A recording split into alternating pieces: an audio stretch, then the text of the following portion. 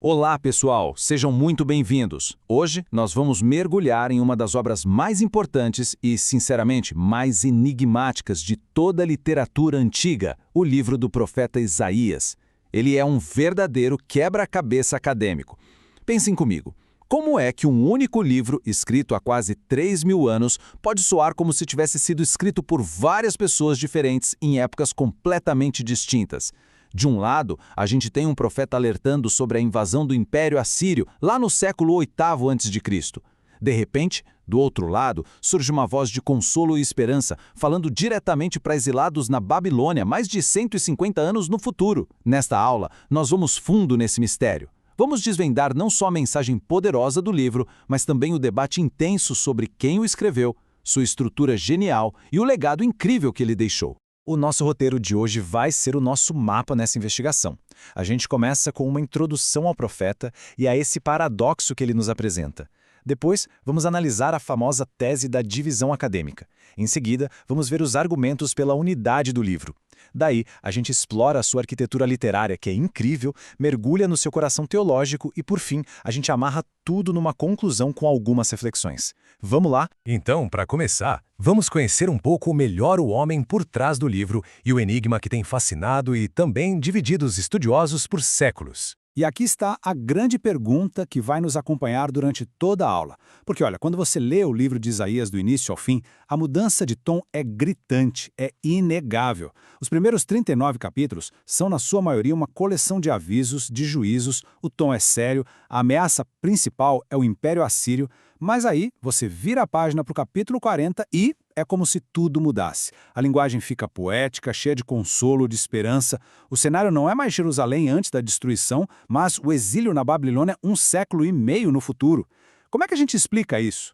Seriam vários autores? Ou será que estamos diante de uma obra de um único autor, mas tão genial, tão complexa, que ele conseguiu projetar sua voz através do tempo? É exatamente esse debate que a gente vai explorar. Para entender o livro, a gente precisa entender o homem e a sua época. Isaías não era um acadêmico escrevendo de longe numa torre de marfim. Ele estava no olho do furacão. O ministério dele durou uns 40 anos, numa época de uma turbulência política e militar gigantesca. Ele viu a ascensão do Império Assírio, uma superpotência militar que não tinha piedade de ninguém. Ele testemunhou a Guerra Sírio-Efraimita, um conflito regional que quase acabou com o reino de Judá. Ele viu, com os próprios olhos, o reino do norte, Israel, ser completamente varrido do mapa pelos assírios. E ele estava lá, em Jerusalém, aconselhando o rei Ezequias, quando o exército do terrível Senaqueribe cercou a cidade. Foi um momento de pânico total.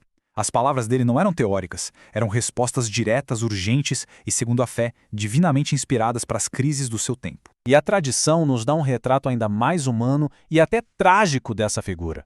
Acredita-se que Isaías tinha sangue real, que ele era primo do rei Uzias. Isso, claro, dava a ele acesso direto aos palácios, aos centros de poder.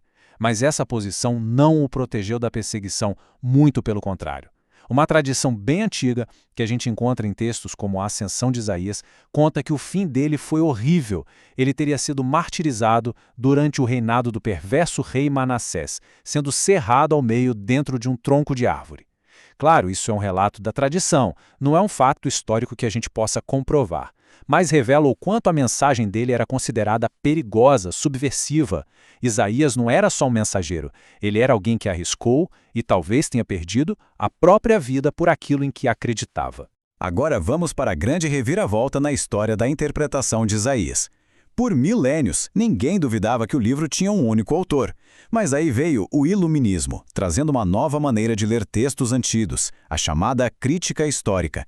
E foi daí que nasceu a teoria de que o livro teria múltiplos autores. Essa ideia não surgiu do nada, do dia para a noite. Foi um processo gradual. Começou lá no século XVIII, com estudiosos alemães como Doderlein e Eichhorn. Foram eles que formalizaram a suspeita de que os capítulos 40 a 66 não podiam ser do mesmo autor que escreveu os capítulos de 1 a 39. Mas o grande divisão de águas veio em 1892 com um acadêmico chamado Bernard Dunn. Ele não só cimentou a teoria, como a refinou, propondo não 2, mas 3 autores. O proto-Isaías, ou primeiro Isaías, que seria o profeta histórico do século VIII, o Deutero-Isaías, ou segundo Isaías, um profeta anônimo que teria escrito durante o exílio na Babilônia, e o Trito-Isaías, ou terceiro Isaías, que teria escrito já no período do retorno a Jerusalém. Essa teoria dos 3 Isaías se tornou tão influente que dominou o mundo acadêmico durante todo o século XX. Tá, mas em que se baseia essa teoria? O primeiro argumento, e o mais forte de todos, é o cenário histórico. Nos primeiros 39 capítulos, o mundo descrito é o do século VIII a.C. O grande vilão é a Assíria. O Templo de Jerusalém ainda está de pé. A mensagem é de aviso: se arrependam, senão um desastre virá. A partir do capítulo 40, parece que a gente entrou numa máquina do tempo. A Síria sumiu do mapa, a nova superpotência, a Babilônia, o templo já foi destruído, o povo está no exílio, a mensagem não é mais de aviso, mas de consolo. O sofrimento de vocês acabou, a restauração está chegando. Para os críticos, é simplesmente impossível que um profeta do século VIII falasse com tantos detalhes como se estivesse vivendo e falando para uma audiência 150 anos no futuro. O segundo pilar da teoria é a diferença de estilo. É como ler 2 autores diferentes, de verdade. A primeira parte do livro tem um estilo mais direto, conciso, quase seco. A retórica é solene, as frases são curtas, de impacto. Já a segunda parte é marcada por uma poesia exuberante. O estilo é fluente, expansivo, com poemas longos e uma retórica apaixonada, cheia de emoção. Os estudiosos chegam a apontar diferenças de vocabulário, com palavras e expressões que aparecem muito numa seção, mas quase não existem na outra. Essa mudança de voz literária, para muitos, é a prova de que o autor mudou. O terceiro argumento se concentra na teologia. Embora Deus seja o mesmo, a ênfase sobre quem ele é parece mudar. Na primeira parte, o foco está na santidade, na justiça e na majestade de Deus. Um tema central é o do remanescente, aquele pequeno grupo fiel que sobreviveria ao juízo divino. Já na segunda parte, a ênfase muda de lugar. O autor insiste na ideia da unicidade de Deus, seu poder como criador de tudo, num contraste direto com os ídolos inúteis da Babilônia. E aquele conceito de remanescente, que era tão importante na primeira parte, simplesmente some. Para os defensores da divisão, essas diferentes ênfases teológicas refletem contextos históricos diferentes e, portanto, autores diferentes. Então, para a gente resumir essa sessão, o ponto principal a se guardar é que a teoria da divisão de Isaías não é uma ideia qualquer, marginal. Ela nasceu de uma nova forma de estudar textos no Iluminismo e se fortaleceu com base em 3 argumentos principais: a mudança drástica de contexto histórico, as diferenças marcantes de estilo literário e as ênfases teológicas distintas. Essa visão se tornou consenso na academia por mais de um século, e é fundamental a gente entender isso para poder participar do debate sobre esse livro fascinante. Mas como todo bom debate acadêmico, a história não para por aí. Nas últimas décadas, muitos estudiosos começaram a questionar esse consenso. E isso nos leva diretamente aos argumentos pela unidade do livro, que apontam para uma coesão profunda e muito bem planejada em toda a obra. E aqui a gente inverte a pergunta. As diferenças são reais, ninguém nega. A questão é, elas provam, sem sombra de dúvida, que existem múltiplos autores, ou será que um único autor genial, com um ministério que durou décadas e que abordou temas diferentes para públicos diferentes, um presente e outro futuro, poderia ser a fonte dessa diversidade toda? É essa possibilidade que a gente vai investigar agora, olhando para as evidências que desafiam a teoria da divisão. O primeiro contra-argumento vai direto ao coração da questão. A premissa da crítica histórica é, em grande parte, naturalista, ou seja, ela parte do princípio de que a profecia preditiva com detalhes é impossível. Logo, se um texto descreve o exílio na Babilônia em detalhes, ele só pode ter sido escrito durante ou depois do exílio. Mas a própria Bíblia se apresenta de outra forma. Ela define a profecia como um fenômeno sobrenatural, uma revelação divina do futuro. E existem exemplos impressionantes disso. No livro de Reis, o nome do rei Josias é profetizado 300 anos antes de ele nascer. E no próprio livro de Isaías, nos capítulos 44 e 45, o texto nomeia Ciro, o rei persa que libertaria os judeus cerca de 150 anos antes dele sequer existir. Para uma perspectiva que aceita a possibilidade da profecia sobrenatural, o principal argumento da crítica simplesmente perde a força. E o argumento do estilo? Bom, ele é bem mais subjetivo do que parece. O estilo de um escritor evolui. O que um autor escreve aos 20 anos pode ser muito diferente do que ele escreve aos 60. E o tema também influencia o estilo, né? Uma mensagem de juízo iminente pede um tom diferente de uma mensagem de consolo futuro. Um único autor pode, e geralmente o faz, adaptar seu estilo à sua mensagem e ao seu público. Além disso, os defensores da unidade apontam para um perigo de raciocínio circular aqui. O crítico primeiro isola os capítulos 1 a 39, define aquilo como o estilo de Isaías e depois conclui que os capítulos 40 a 66 não podem ser dele porque o estilo é diferente. O argumento acaba se provando a si mesmo. Agora vamos para as evidências externas, que são sinceramente muito fortes. Primeiro, a tradição. Por mais de 2000 anos, nenhuma fonte, nem judaica nem cristã, jamais levantou a hipótese de múltiplos autores. Essa ideia é totalmente moderna. Segundo, os manuscritos. A descoberta dos rolos do Mar Morto foi um evento espetacular. O grande rolo de Isaías, o manuscrito mais antigo e completo do livro, datado de antes de Cristo, apresenta o texto de forma contínua. Não tem nenhuma pausa, nenhuma anotação, nada que indique uma mudança de autor entre os capítulos 39 e 40. E terceiro, o testemunho do Novo Testamento. Os seus autores citam Isaías o tempo todo e, de forma consistente, atribuem citações de todas as partes do livro a uma única pessoa, o profeta Isaías. E esse slide nos dá um exemplo explícito e muito poderoso disso. No Evangelho de João, o autor quer explicar por que as pessoas não creram em Jesus. Para fazer isso, ele junta duas passagens. A primeira, cegou os seus olhos, bem de Isaías capítulo 6, que todo mundo concorda que pertence à primeira parte do livro. A segunda citação, que fala sobre crer na pregação, é uma alusão a Isaías 53, o coração da segunda parte do livro. E qual é a conclusão de João? Disse isso Isaías. Para o apóstolo João, o autor de Isaías 6 e o autor de Isaías 53 era a mesma pessoa, um mesmo profeta, com uma única mensagem coesa. E o que é realmente fascinante é quando a gente olha para as evidências internas, dentro do próprio texto. Apesar das diferenças, o livro é costurado por impressões digitais, por conexões linguísticas e temáticas que ligam as duas partes. Olhem só essa tabela que mostra só alguns exemplos. A expressão "a boca do Senhor eu disse" é usada para fechar uma ideia no capítulo 1 e, de novo, nos capítulos 40 e 58. A visão de uma terra em paz, cheia do conhecimento de Deus, aparece no capítulo 11 e é espelhada no capítulo 65. A promessa de reunir os exilados, o tema do propósito de Deus que não pode ser frustrado, a imagem do retorno feliz a Sião, são dezenas de ecos e paralelos como esses que funcionam como uma assinatura do autor por toda a obra. O ponto crucial aqui, pessoal, é que os argumentos pela unidade são fortes e vêm de várias frentes. A natureza da profecia bíblica responde ao desafio histórico, a subjetividade do estilo e o risco do raciocínio circular enfraquecem o argumento literário. E somado a isso tudo, a gente tem o peso das evidências externas, a tradição, os manuscritos, o Novo Testamento e as impressionantes conexões internas. É por isso que muitos estudiosos hoje estão se afastando de uma análise que fragmenta o livro e estão voltando a estudá-lo como a obra-prima unificada que ele parece ser. E essa ideia de unidade nos joga direto na nossa próxima sessão. Aqui, a gente vai mudar a pergunta de quem escreveu para como foi escrito. Vamos explorar a arquitetura do livro, a sua estrutura, que é uma das evidências mais fortes de um projeto unificado. A ideia central aqui é que Isaías não é uma coleção aleatória de profecias. É uma obra de arte literária cuidadosamente desenhada. Pensem numa grande catedral. Quando a gente olha de perto, vemos paralelos, simetrias, ecos que conectam o primeiro capítulo ao último, o início ao fim.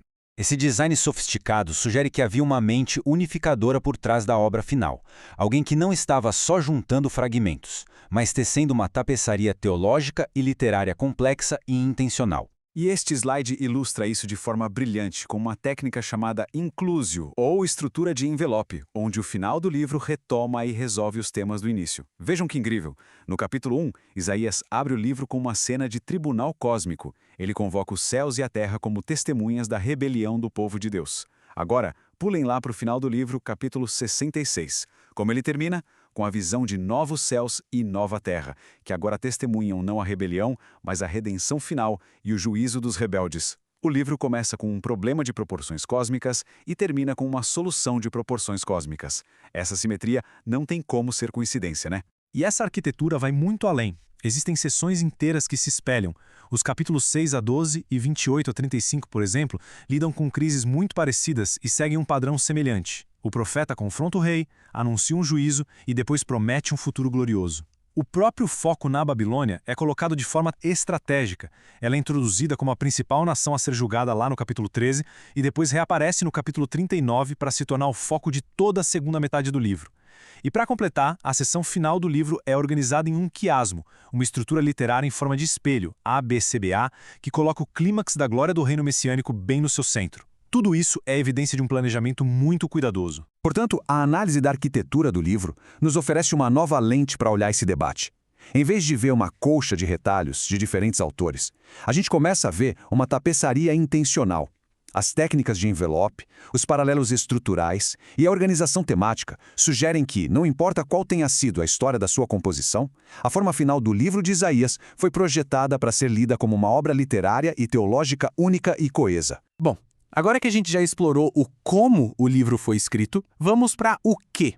Qual é a mensagem central que pulsa em todos os 66 capítulos de Isaías? E qual foi o legado dessa mensagem, especialmente para o Novo Testamento? Se a gente tivesse que resumir a teologia de Isaías em uma única expressão, seria esta: o Santo de Israel. Essa frase é a grande marca registrada do livro. E o ponto crucial é que ela aparece dezenas de vezes, espalhada por todo o texto, tanto na primeira quanto na segunda parte. Ela funciona como um pilar teológico que sustenta toda a estrutura. Santo, aqui, significa separado, transcendente, absolutamente outro. Ao chamar Deus assim, Isaías está dizendo que o Deus de Israel não é só mais um Deus no meio de tantos outros. Ele é o único, o Criador, totalmente diferente de sua criação. E é essa santidade que exige juízo contra o pecado. Mas é também essa santidade que provê uma redenção gloriosa. E talvez a maior contribuição de Isaías para a teologia seja sua visão do Messias. O livro nos apresenta dois retratos que, à primeira vista, parecem totalmente opostos. Na primeira parte, a gente tem o rei Messias, descendente de Davi. Ele é o príncipe da paz, um governante poderoso cujo reino de justiça e paz não terá fim. É uma visão de glória, de poder. Mas na segunda parte, surge a figura enigmática e chocante do servo sofredor. Ele não conquista pela força, mas redime pelo sofrimento. Ele é rejeitado, humilhado e morre uma morte no lugar de outros, levando sobre si o pecado do povo. A ideia de que o rei glorioso e o servo sofredor são na verdade a mesma pessoa se tornaria a chave para a compreensão cristã de Jesus. E o legado de Isaías?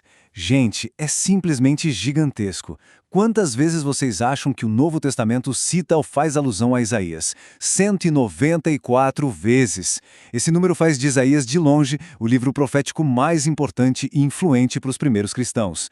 Para eles, era impossível entender quem era Jesus e o que ele veio fazer sem o mapa que Isaías tinha fornecido. Essa influência está em todo lugar no Novo Testamento. A profecia do nascimento virginal em Mateus vem de Isaías 7. A missão de João Batista como a voz que clama no deserto é uma citação direta de Isaías 40. O ministério de Jesus na Galiléia é visto como o cumprimento de Isaías 9. A própria razão de Jesus ensinar em parábolas é explicada como a citação de Isaías 6. E, claro, toda a teologia da cruz está baseada na figura do servo sofredor de Isaías 53. Até a esperança final da fé cristã, a visão de novos céus e nova terra é tirada diretamente dos capítulos finais do livro. O Novo Testamento está em um diálogo constante com Isaías. Para sintetizar esta sessão, o coração teológico de Isaías é a santidade de Deus, um tema que unifica o livro inteiro. Sua maior contribuição foi apresentar os dois retratos complementares do Messias como rei e servo, que se tornaram a base da cristologia. E seu legado é inegável. É o livro profético mais citado no Novo Testamento e moldou de forma decisiva a compreensão cristã da salvação e da identidade de Jesus. Chegamos então à nossa conclusão.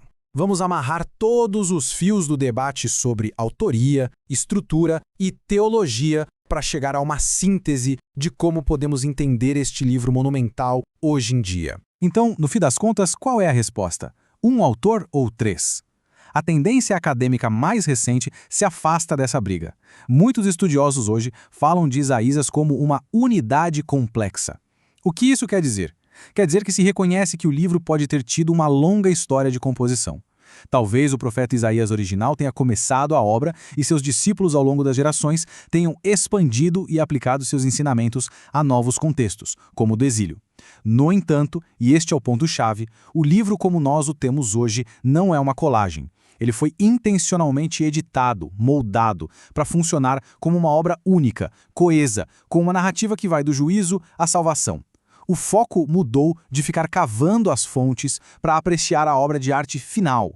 Vamos então recapitular as grandes conclusões da nossa aula. Primeiro, a gente entendeu que Isaías foi um profeta totalmente engajado nas crises do seu tempo. Segundo, nós navegamos pelo intenso debate sobre a autoria, vendo que existem argumentos fortes dos dois lados. Terceiro, nós descobrimos que, para além da autoria, a arquitetura literária e os temas teológicos criam uma unidade poderosa por todo o livro. E por fim, vimos o legado imenso de Isaías, um livro que não só falou para o seu tempo, mas se tornou uma lente através da qual a identidade de Jesus e a esperança de redenção foram compreendidas. Para encerrar, eu queria deixar uma reflexão com vocês. Ao ler Isaías agora, sabendo de toda essa complexidade, a questão permanece.